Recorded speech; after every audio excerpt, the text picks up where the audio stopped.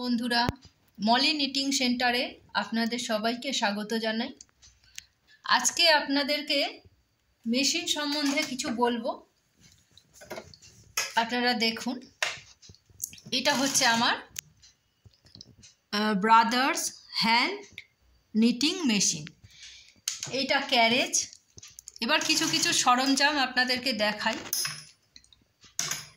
এইটা হচ্ছে আপনার একটা চিরুনি টাইপ হোল্ডার বলতে আমরা যখন মেশিনে ঘরটাকে তোলা হয়, প্রথম ঘরটাকে তুলে এটা দিয়ে আটকানো হয়, সেটা পরবর্তীকালে আমি বুনতে আপনাদেরকে দেখাবো।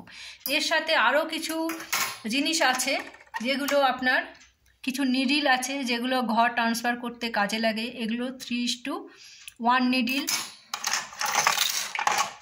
এটা আপনার 3:2 নিডিল। এটাও আপনার 3:2 নিডিল।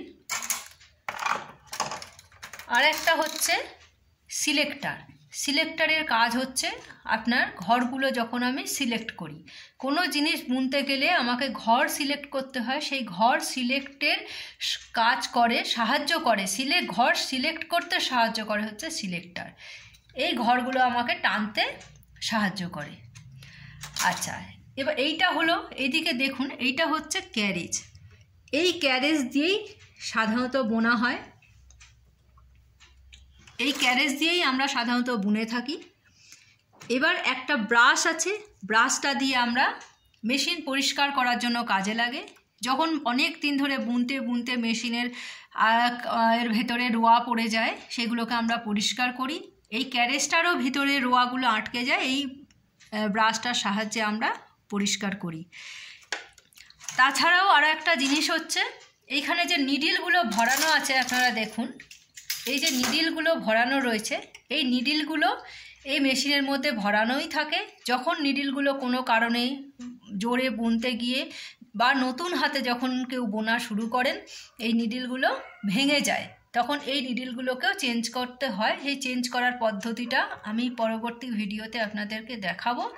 আজকে আপনাদেরকে দেখাবো এই হ্যান্ড নিটিং মেশিনে আমি একটা সোয়েটার বানাচ্ছি। এটা সবে শুরু করেছি। এটা আমার একটা পিছন পার্ট, এটা একটা ফিমেল সোয়েটার তৈরি করা হচ্ছে।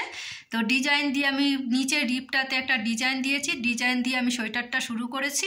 এটা পিছন পার্টটা আমার বোনা হয়ে গেছে। আমি সামনের একটা পার্ট বুনছি। দেখুন, এটা সামনের পার্ট আমি বুনছি। এবার এটা আমার বোনা কমপ্লিট হলে আমি আপনাদেরকে এই সম্বন্ধে টোটালটাই বলে দেব। তো আপনারা দেখতে থাকুন।